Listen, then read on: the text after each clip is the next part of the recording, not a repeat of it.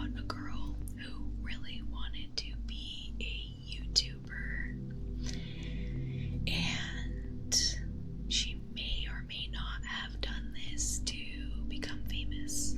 This one is so interesting to me because Samantha aspired to be a famous YouTuber and regularly uploaded videos of herself and with her mom and all kinds of stuff, like basically just vlogging content. She did a lot of other stuff. She would review things, but you can literally still watch all of her content on YouTube, and it's really weird. I guess technically she did become famous, but I mean, yeah, for all the wrong reasons. Samantha Wohlford was born August 28th in 1989. She was the oldest child of 3 children, and her mom's name was Rosie. There's not a lot of public information on where she was born or where she grew up, but all we know is that later in life she lived in Mount Pleasant, Texas. She was described as very outgoing, bubbly, a very likable person. A lot of people liked Samantha and said she was extroverted, and she was even described by her family as being nurturing, loving, and motherly. And it was said from a very young age that Samantha talked a lot about wanting really badly to be a mother. At 19 years old, she got her wish. She got pregnant by her high school boyfriend. Not only that, but she found out that she was having twins. So the father, the boyfriend, did decide to stick around, but he was only around for a couple of years before Samantha realized that he wasn't really someone that she wanted to spend her life with. She didn't want to raise a family with him, and I guess she says he wasn't the best father and not a good partner, so she ended up leaving him and was now a single mother of twins. She has some videos on her YouTube where she talks about how at one point she was apparently working 3 jobs to support herself and her children and putting herself through college, which, I mean, if you think about that, if it was true, and that it's pretty admirable. No child support, she had limited help from family, and she was really just trying to do right by her children and survive. Soon after, she ended up meeting her new boyfriend. His name was Eyevoree. She met him on Facebook and they just hit it off, started talking. Ernie was born Christmas Day, 1985, in Mount Pleasant, Texas. So that's kind of how they ended up linking up, was that when she started living in Mount Pleasant, he was born there. He was described as an extremely caring and loving boy and man. People would say that he would pretty much do absolutely anything for anyone. Very reliable, just overall a very, very good, outstanding guy. And on top of being a stand-up guy, he was really smart. He was a really smart bookworm. He would stay up all night studying, reading books. He was really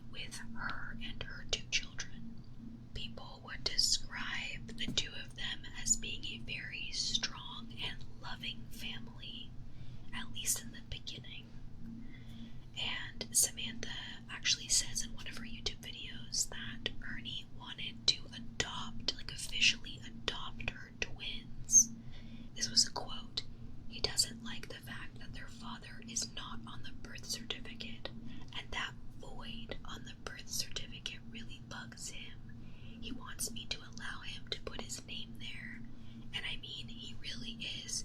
He's just the greatest person ever. I love him to death. Unquote. That was what Samantha said in one of her YouTube videos.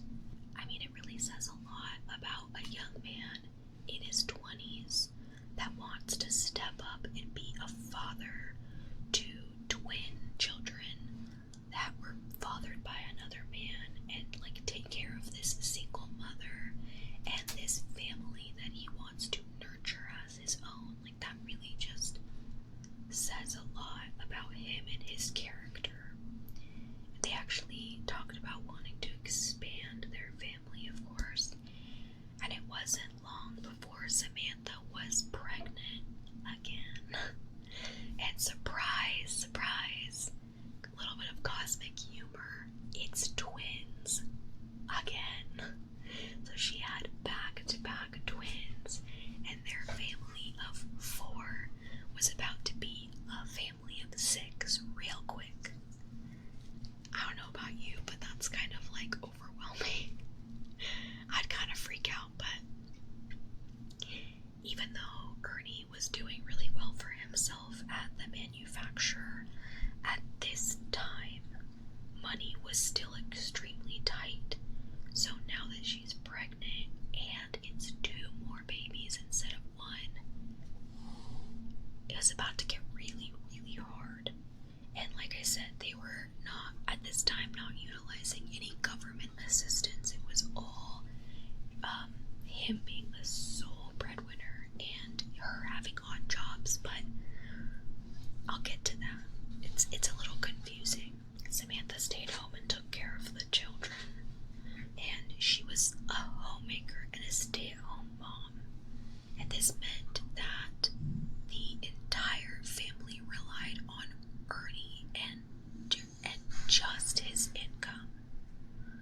And so he eventually needed to get a job, a second job, at a local pizza place, and apparently he didn't even mind getting a second job, and he was just such a dedicated partner and wanted to provide for his family and his soon-to-be, more children, but he was working his hands to the bone trying to provide for this family on a single income.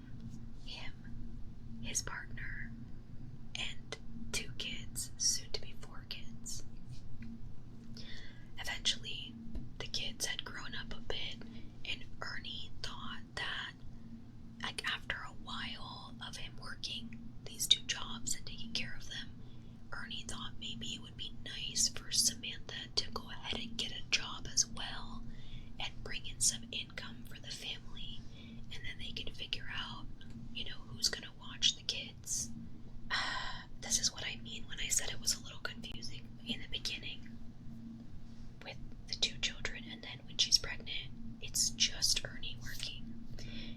Samantha talked about her jobs in her YouTube videos a lot, but it wasn't always clear if she was talking about a job that she currently had at that time, or if it was a past job, from before their relationship. One of the jobs that she mentioned was her father's tattoo shop.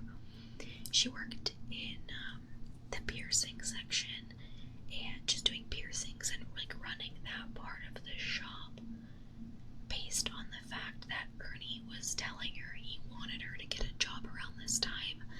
I'm just gonna assume that that had been a prior job with her dad and not something she was still doing. I think she was just at home with the kids at this time.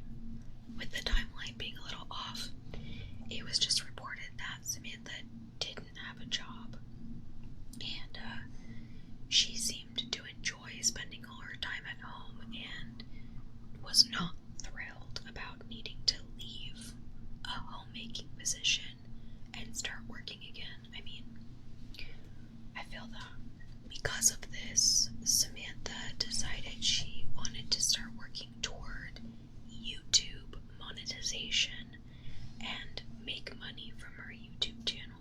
For her, she said this was a perfect solution.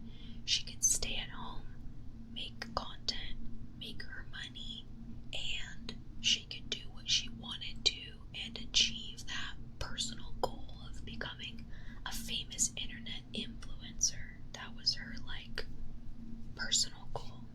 And Samantha, I mean, she was obsessed with social media. She loved talking and talking and talking about herself. She wanted to be famous. There really, like, it didn't seem like there was any other option for her. She wanted to be a famous YouTuber or bust. Die trying. Ernie accepted her goals and her dreams and even continued to support them and work while she attempted to grow her YouTube. And it's like, bless him. Really bless him. As a content creator myself, and like this being something that I'm very passionate about becoming a full-time career that pays all my bills, or, you know, aids my bills, I feel for her, but only a little bit. You know, you got 4 children and you're barely scraping by, and it's like, I'm only feeding myself. I'm not feeding 4 kids, so, and, you know, and Grant. So it's not really clear what her marketing strategy was for growth, or any particular direction for her YouTube channel. As somebody who has a degree in business and marketing, her YouTube channel, let's just say, I don't know that it would have gone anywhere. It really just seemed like she turned the camera on and was just talking about her day, about, I guess this technically works for like some vlogging channels and like some IRL channels, but like where people just talk about their lives. And I mean, it certainly worked better in the early 2010s, but I mean, YouTube's different now. It's just different. But maybe back then, like, 2010 was a crazy place. It was a crazy time. The most common content that she would talk about were like, she would find articles online, and it was just about random things from a random event somewhere in the world, like to famous people in their lives. Like, it would just happen to famous people, whatever. Her content was similar to like a reaction style content, like reaction style YouTube video. You know, what that would be like today, where she would, you know, get something and read about it and react to it. But it was like a lot of news articles, and she would just like be reading something off and then giving her opinion on it, which, it's, I don't know. Like I said, YouTube in the 2010s, the early 2010s, it was a different time. She actually covered a lot of news articles about child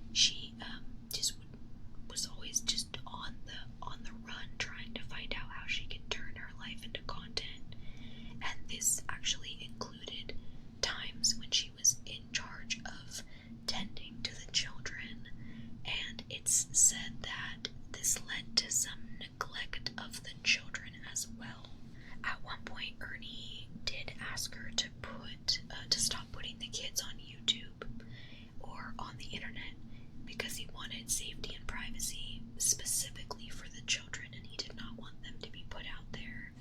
But she didn't care. She ignored him. She kept doing it, and she wanted the content. Even after he specifically asked her to stop putting the children online, she ended up filming herself and the kids like playing and dancing in the car while she was driving.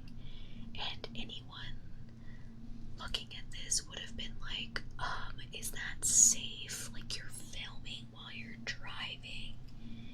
Like, clearly not. And it really, really upset Ernie when he saw it. Samantha would also take to YouTube to air a lot of family drama, which is what I said before. Maybe be particular about who you tell all your family drama to. So she would continue to just put all of their family drama, all their dirty laundry out, and overshare aspects of their relationship, their arguments that they had, and like real family concerns. And eventually Ernie got so fed up that he decided, you know what, enough is enough, and he actually left her. He broke up with her and he left. Shortly after he left and this all happened, Samantha got injured at work when she was working at Walmart. There was, I guess, a baby changing station fell on top of her, and she got really, really hurt. And she talks about it on her YouTube, of course. On her YouTube, she talked about her injuries, saying that she hurt her hips and her neck, and she was having a lot of pain. She was having trouble sleeping, and she even said she was like struggling to pick her children up because of the pain. And she had very young children still. And because of how badly she was struggling with the pain at home, her sister-in-law, Ernie's sister, Abby, came to help her. Around this time, Samantha had begun to struggle with her mental health, and she'd been badly injured. She's in a lot of pain, chronic pain now, and she's struggling to manage her home and the children, especially now that Ernie has left her. And she's lonely, she's in emotional pain as well. On top of all that, she is struggling to grow her YouTube channel. It's hard to say because obviously things have changed over the last 15 years, but it is assumed that around this time she still had under 100 subscribers. And so by all accounts, her YouTube channel really wasn't going anywhere yet. I think she got 100, probably got 50 to 100 views per video. And during this time in YouTube, depending on the content, that wasn't technically bad with her sub count and her content type, but it wasn't notable growth. 100 subscribers now is basically nothing.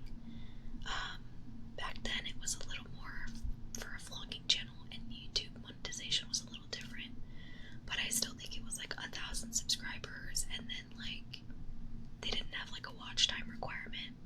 I think they had a view requirement. So Ernie could see that Samantha was struggling at this time with everything, and decided to try to work on their relationship. He came back. I'm assuming that the children likely played a huge role in his decision, because he wanted to come back and both provide for them and be active in their lives as a parent. But he moved back in and was genuinely trying to give their relationship another shot. Ernie comes back, and what do you know? Samantha's pregnant again.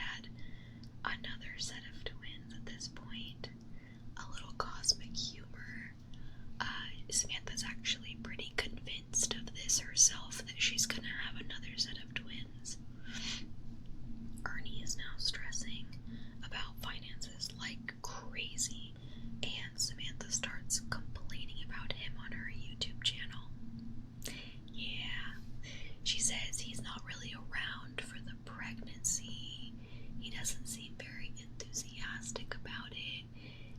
It seems like this is really the only indication from any of my research that Ernie may have been less than thrilled about her being pregnant, but other than that, his feelings were not very clear. They were not broadcasted, especially not on her YouTube, because I mean that makes sense. He was very, very private at this time. Samantha and Ernie have a pretty stupid fight. It's kind of dumb. Ernie is a gamer, and he plays a game that I wasn't really able to find a lot of information on.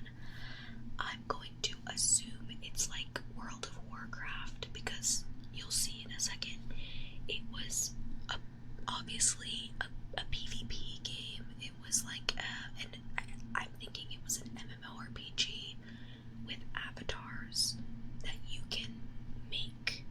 So he had an avatar. Another girl he played the game with had an avatar, and their avatars got married in the game. Okay, he didn't really know her. Like, he just like played games with her. Usually in these types of games, like Final Fantasy, World of Warcraft, Elder Scrolls Online, you can get married for benefits in the game, but like without knowing what the game was, that's the extent of the information that we have. Samantha did not like this, but it was brought up, and it sounds like it kind of blew up into like a big thing, and there might have been more. Maybe Ernie had like a history with the girl. Who can say? There's no information. We just don't know, and I don't want to speculate because it's really stupid. Like, it's okay to have those feelings, like, be like, hey, that kind of made me uncomfortable, but like, this turned into like a big thing. But anyway, as soon as the new child is born, it seemed like things were smoothing over again, and they were doing better. And this is when they decided, hey, let's get married. Because nothing is better for an unhealthy relationship than slapping a baby band-aid on it and following it with a marriage that you aren't ready for and can't afford. Let's do it. So they had a small ceremony with family and friends, and I guess Samantha was like already in better spirits and very, very excited that she only had one child and not another set of twins. So she was pretty happy about that. Unfortunately, everyone seemed to kind of notice that despite things slightly improving with the birth of their Samantha's now 5th child, there was still a lot of strain in the relationship, and I'm sure having a newborn didn't help. Being tight on finances already wasn't helping.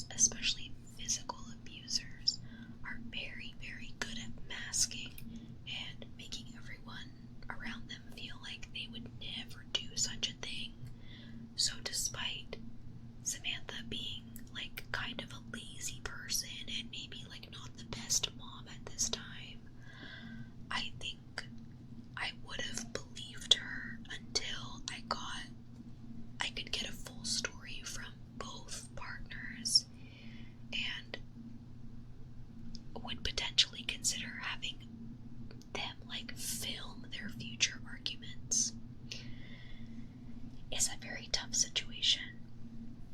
But considering later what happens, I don't believe her. But yeah, that would have been hard.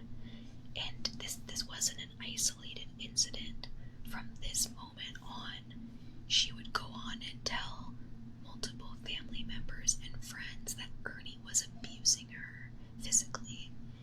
None of these claims were ever proven, and at one point, Samantha reported Ernie to the police for domestic abuse, and Ernie was arrested, and then he was later released because there was literally no evidence. Nothing ever came of that either, like no investigation or anything, which is like weird, but Samantha stands by these claims firmly without proof and continues to tell people around her that Ernie's abusing her at the time. She does eventually say she says she wants something done about it, and you can do with that what you will. It comes up again. There's a video on her YouTube channel where she's doing, that YouTube trend where you would hold up the posters and you would or the post-it notes, and you would take them down. You reveal them one at a time, and it says a little bit on it. She did one of those, and there's a note in there that said she's been made fun of and abused. Now again, just because someone sucks as a person doesn't mean they can't be abused. These things are not mutually exclusive. But I still want to stand by my other point that is basically just you can believe someone and be there for them while claims are verified, and still hold the idea that people should be innocent until proven guilty. And because of that fact, Ernie has no history of being emotionally, physically, financially abusive to anyone in his life, it's really just very hard for me to believe that he was doing that to her. I just don't believe it. So, on February 19th, 2015, so this is now, they've been together for a few years now, tragedy strikes their household. Samantha is 25 at this point, and that evening is when everything seems to have gone down. Samantha calls her mother in the middle of the night, and she's screaming and frantic. She said that 3 men broke into their house while they were all in bed, Ernie and the children, and asleep. The 3 men pulled Samantha out of bed and threw her on the floor face down, and she was forced to watch as they just violently beat Ernie. They then tied up Samantha and kidnapped Ernie. Understandably, Samantha's mom is completely frantic and terrified. She called up her sister, Samantha's aunt, Ginger. I guess she lived closer to Samantha, so she said she wanted Ginger to go to Samantha's house as soon as possible because she could get there quicker and help her. So Ginger rushes to Samantha and Ernie's house and goes inside and runs upstairs, and this is where she finds Samantha on the ground, still tied up on the ground on the floor. Her hands and feet were bound. You tell me why that's weird while I tell you the rest of the story. Next, Ginger immediately wants to check on the children because, of course, they should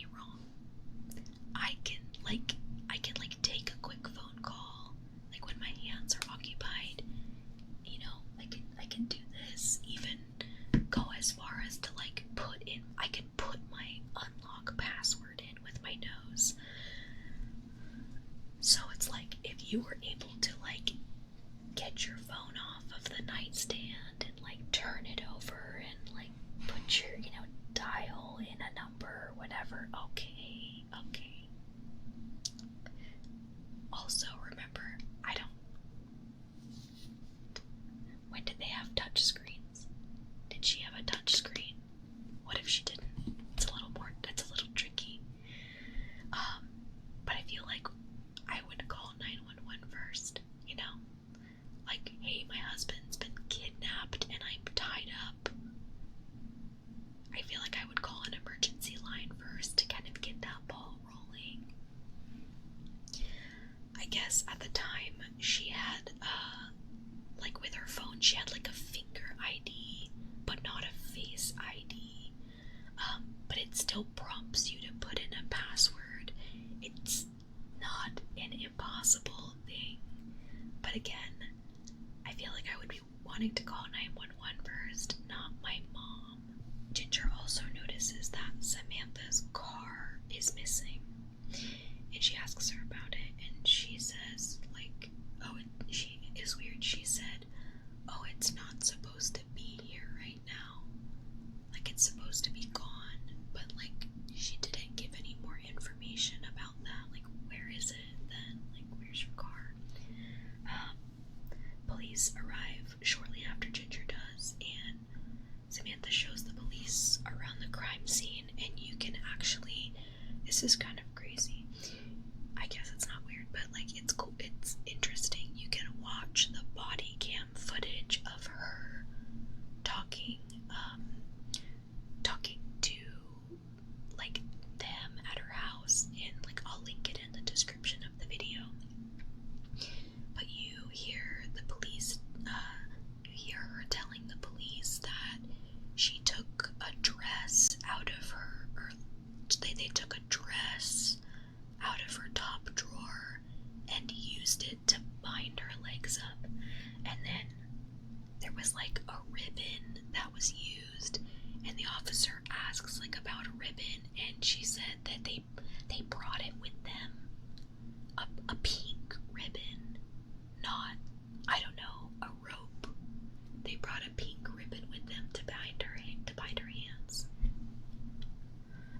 The police are looking around, and they're like already suspicious, and they don't feel like it was a break-in or like a kidnapping, and they can see that there was a struggle, but it was really weird. Nothing was stolen from the house. These three random men decided to break in, and then instead of stealing any belongings, they kidnap her husband. And they also feel that the crime scene looks a little bit staged, and Samantha's taken in for further questioning, and they get to work investigating.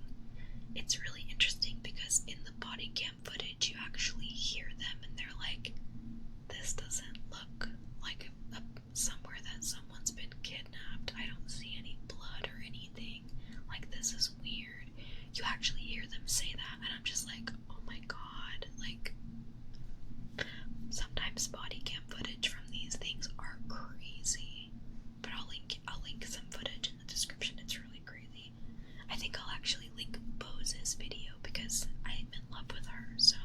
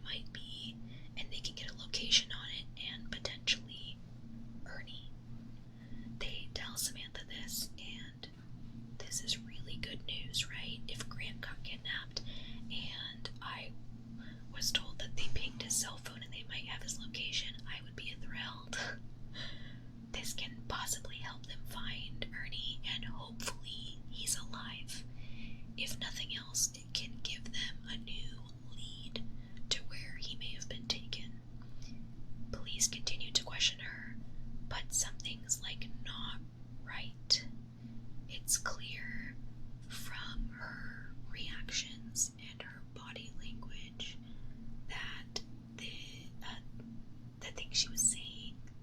Something just was not right. It wasn't adding up. And the police begin to question if, like, any of this is even true and if this is really what happened. They can feel that they can't really trust her. One thing to note is that she keeps repeatedly saying that we had a perfect relationship. She just really keeps hammering in that they were a perfect little family and they had no problems whatsoever. However, the police already know that they didn't have a good relationship because they literally have records of the domestic violence and like domestic abuse reports and phone calls and the issues in their home where the police have already been involved. So they already know she's lying about this. Police continue to interview Samantha late into the night. Allegedly, Ernie was taken at 1 a.m. and the police arrive on scene pretty quickly after 911 is called. Samantha's being interviewed and into the early morning, and she just keeps repeating that she doesn't understand what's happening. Why is this happening? Who would do this? What's going on? Where is Ernie? She just keeps going on. At 9 a.m. the next morning, so this is 8 hours since the kidnapping, she finally tells the police, "Oh, I actually might know who did this." This is after telling them for like over and over and over again for hours on end that she has no idea who could have done this. She tells the police that she will give up names as long as she gets immunity and won't get in trouble for anything. She claims that she didn't tell them right away because she thought that since she did think she knew who it was, that she would also get in trouble and be arrested. I don't know. So Samantha begins to spin a tale about how she met a man in the hospital a few days prior when she was there visiting her friend Charlotte. This man was 25-year-old Jonathan Sanford. He was actually Charlotte's boyfriend, and he had apparently been recently released from prison. Real capital guy. She also claims that apart from the occasions where she saw him at the hospital, she had absolutely no idea who he was. She didn't know him and had never interacted with him other than that at the hospital. This is important. We'll come back to it. Samantha said Charlotte was in the hospital for a C-section for a few days. So every time she would go visit Charlotte, Jonathan was just there at the hospital. One of the times she was visiting, she started talking about Ernie to Charlotte, and she said he was always bugging her, being intrusive, checking up on her, and that he was abusing her. While talking to Charlotte about Ernie and claiming all of this alleged abuse, Samantha said that Jonathan kind of entered the conversation and told Samantha that he and his brother-in-law, Jose Ponce, could take Ernie out of the picture. This is now Samantha's new story to the police, and she claims she didn't know what he meant when he said he could take Ernie out of the picture. Samantha starts telling the police that she was being interviewed and grilled. Like,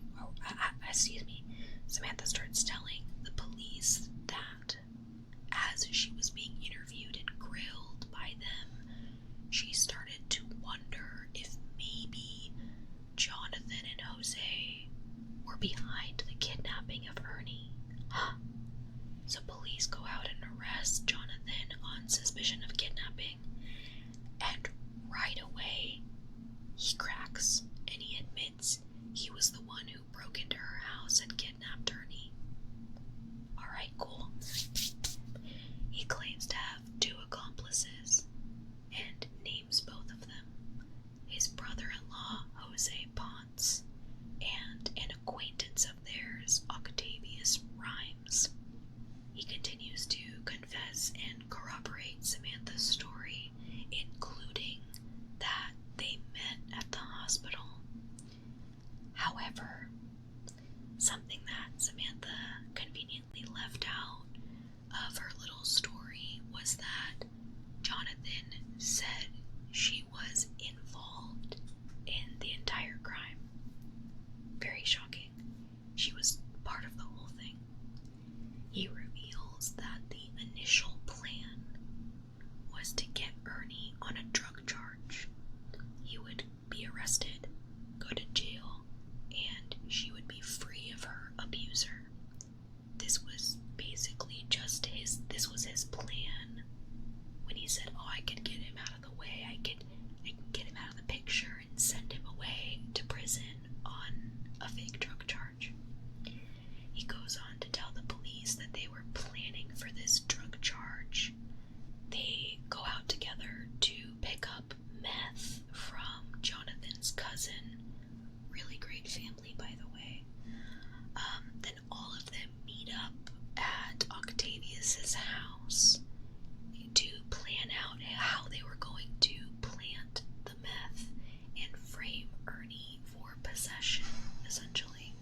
The 4 of them, Samantha, Jonathan, Jose, and Octavius, are now over at Octavius's house. They start hashing this out for a while, but as the night goes on, they start to change up the plan a little bit to something a little bit more sinister. Jonathan and Jose look at Samantha and they ask her, how would you feel if Ernie died instead? And apparently Samantha was like, are you serious? Like, not like horrified, like, are you serious? But like, are you serious? You think you can do that? Like, in a very curious way. And they were like, yes, we're completely serious. We can make it happen if it's what you want. They said if she wanted them to kill Ernie, all she needed to do was leave the front door unlocked. So just to recap, if she locks the front door, they are going to plant meth in Ernie's car and have him, and probably put in an anonymous tip and have him arrested and sent to prison. If she leaves the front door unlocked, they are going to go in, kidnap Ernie, and kill him. Funnily enough, they all just agree this is a great plan of action and they're happy with it. They've got plan A, they've got plan B. Not bad. So they're just gonna move forward with whichever choice Samantha makes. And just a reminder, these guys literally don't know her.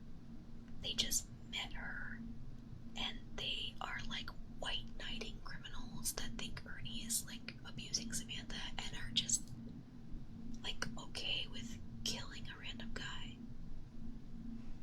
It's really weird. Jonathan eventually brings up the very real, very serious hiccup in their plan. Samantha has 5 kids, and they're all in the house. And they're not like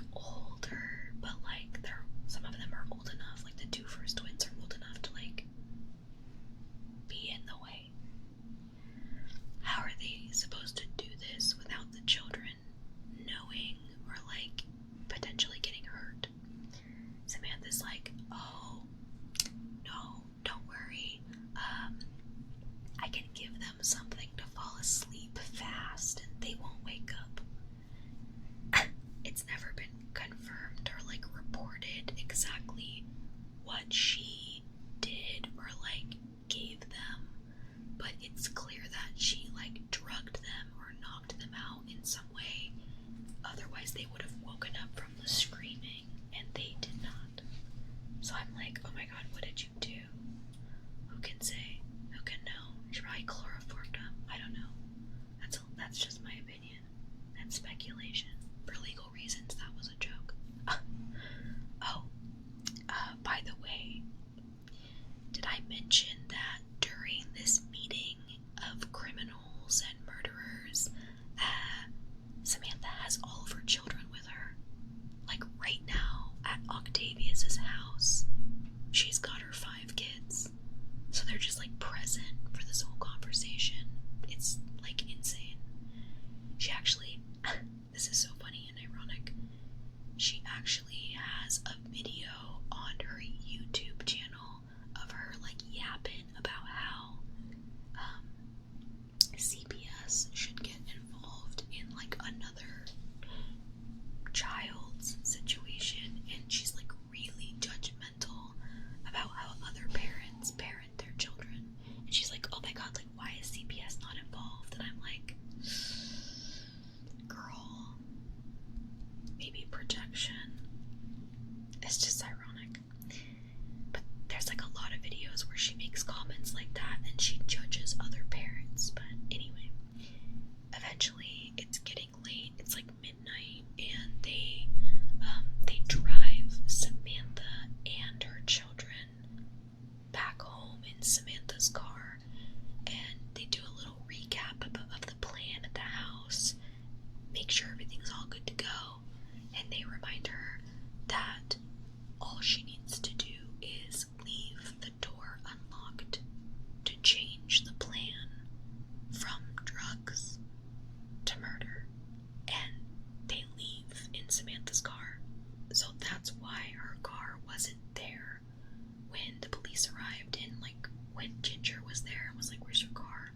And she magically had no plan to cover that up. Like, where is your car supposed to be? Octavius and Jonathan drive to Walmart to pick up whatever crime kit that they're gonna need to carry this out. And then they go pick up Jose. I'm not sure why he like wasn't there to begin with, but probably because they had no room in the car with Samantha and all her kids. They actually, the 3 men actually sat in the car and smoked some of the meth together. The meth that they were gonna plant in Ernie's car and get him arrested for on possession. Yeah, they just needed a little pick-me-up before they headed out to commit murder. No big deal. They drive back to Samantha's house and they test the front door, and of course, since we know the events of the story, we know Samantha left it unlocked, signifying that she wanted the 3 men to kidnap and kill her husband, Ernie. They enter the home. They proceed upstairs to the bedroom. They rip Ernie out of bed, and they proceed to beat him while Samantha sits in bed awake and just watches the entire thing. Sick. She's just watching them while they do this. They take Ernie and they put him in Samantha's car, and they take Ernie's cell phone. They go back into the house and tell Samantha that they should tie her up to make her story like more believable. They're like, yeah, you like, it's better if you're tied up when the police get here. But of course, before she gets tied up, she needs to make a phone call. She calls her mom, and this is where we arrive, circle back at the phone call where she's screaming, frantic, telling her mom that there's been a break-in and Ernie is gone. Like she's literally just sitting there faking screaming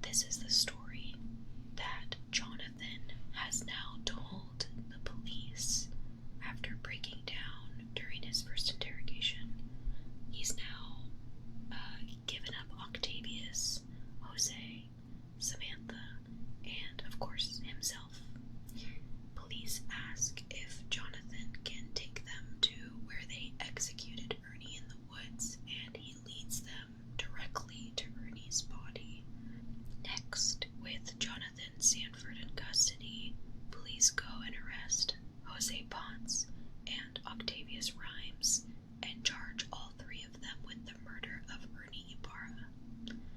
When all of this is going down, they actually leave Samantha in the interrogation room, and she's acting like weird.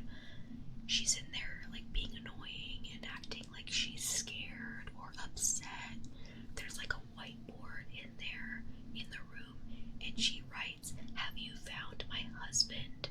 and like looks at the camera and goes like, and she's just like playing it up for the camera, and it's so much more uncomfortable to watch it, knowing that she basically orchestrated this whole thing. And like, it's wild that someone can lie so comfortably like this. It's crazy. When the police return from being led to Ernie's body, they go right into Samantha's holding room and they just unload on her. I love the cop that is berating her. It's so funny. It's not funny, but it's funny. He's like, "I think you're lying your butt off is what I think. I think you've been lying to me this whole thing. You did, you lied. I think you're a liar is what I think. I think you know exactly who did this, and I don't buy your fucking story for a minute." That's what he says to her in like a small clip. And it's just like deer in the headlights. She's just like, it's so good. And she just keeps going on and like crying, and she's like, "I have not done anything. I didn't have it done, and I did not do anything." Like, it's so magical. I'll leave some links to the interviews in the description as well. Of course, police are not having it. They don't have a minute of their time for her. They don't care. They tell her off, and they charge her with the murder of Ernie Ibarra. Samantha pleads not guilty. At the trial, it just came down to proving Samantha's involvement in the murder, because the murder has already been confirmed, and the way that it has happened and gone down has also been corroborated. They just need to prove that she had something to do with it. The other three men have already confessed to it, but Samantha is continuing to claim, two of the men have already confessed to it, but Samantha is continuing to claim that she had nothing to do with it, and it was all them. And I think she's still trying to this day to say it was just like a misunderstanding from Jonathan overhearing her talk about Ernie's abuse, and that he was basically trying to like help her out by getting rid of Ernie. She just continues to tell everyone that she didn't even know Jonathan and just met him at the hospital. Jonathan said not only was this a lie, but he actually helped take care of her children.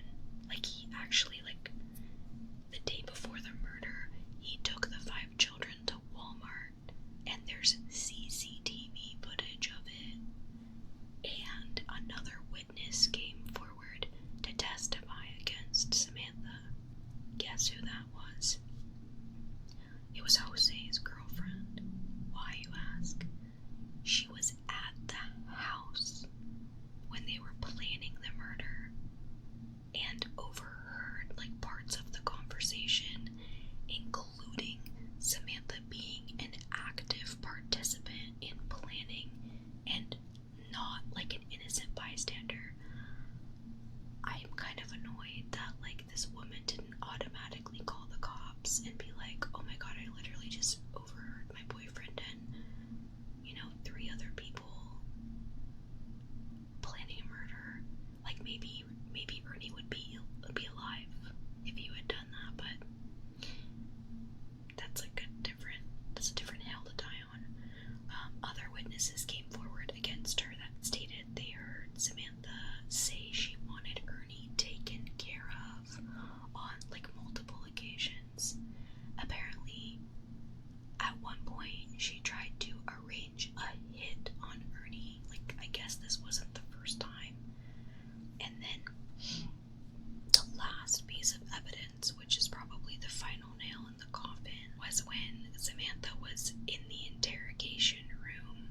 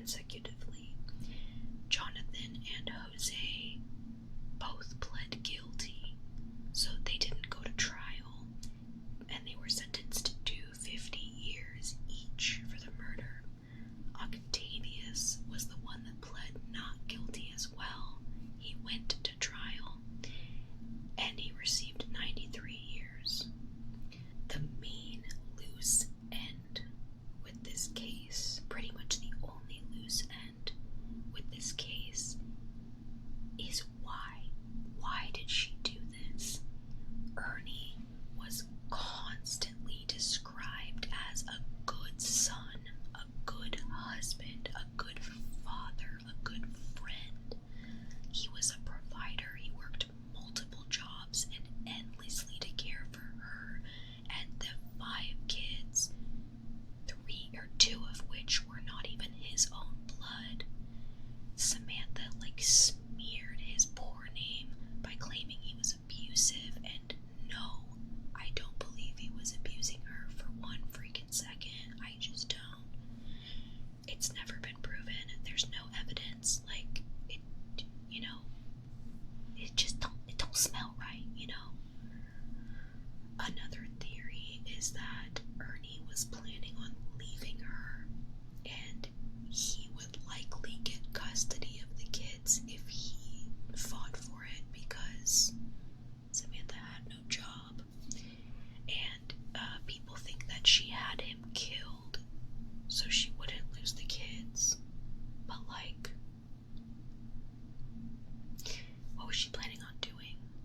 He was the sole provider, and at the end of the day, all she needed to do was just get a job.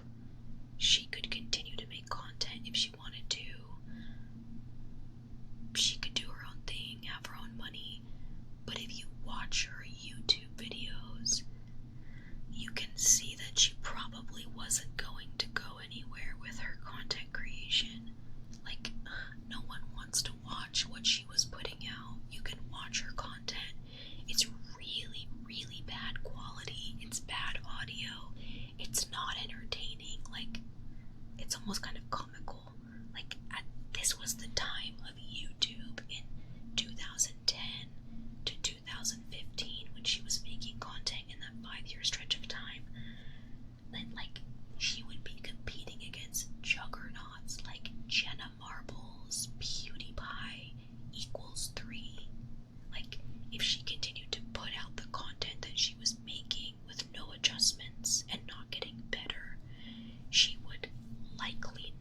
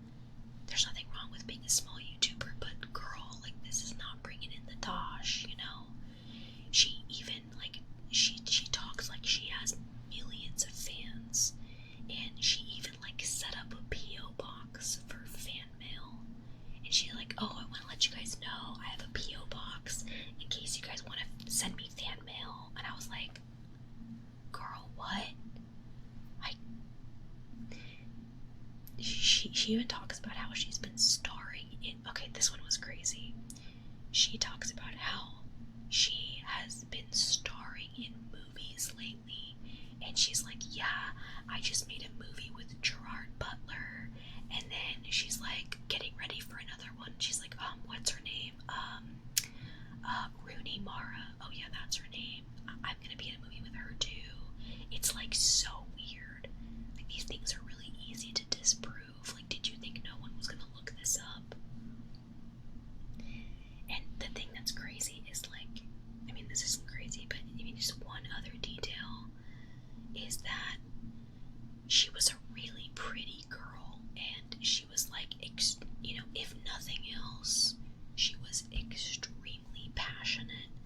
I think if she got better at making content with like decent equipment, and maybe she had a direction, I think she really could have made it as a vlogger. She was very passionate, she was really cute, she was, you know, she could pretend she was a good mom, I guess.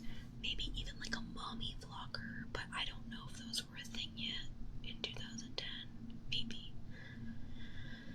We also, like, I mentioned this already, but we also really have no motive for like the other three men. Jonathan knew her like a little bit, but the two other men didn't actually know her. The only theory is that the men were, there's two theories. The men were really angry about the abuse happening, and that they like, since they were already like criminals, they were like just willing to do what it takes to help free her from her abuser. The other theory is that some people think that maybe she would get money, or claimed she would get money, like insurance money, for him dying or like being kidnapped or whatever. And maybe she would like pay them, but I feel like if life insurance money, and like money for them was involved, that Jonathan would have revealed that already, like when he confessed, because he would have no reason to keep that detail a secret, because that would have been a big piece of evidence. Like, that would have been a deciding factor to commit the murder of a stranger. So I don't even think there was like money involved. I think they were just like white knighting. Very strange. So that's the story of former wannabe YouTube star Samantha Wohlford. She finally got the fame she wanted, and now everyone hates her. If you're watching this and you want to become a YouTuber, please don't murder anyone. Maybe you'll make it, maybe you won't. But let's not kill our spouses or like anyone. If you're interested in true crime ASMR, don't forget to subscribe, as I'm trying to put out one case every week, so 4 per month. And please leave a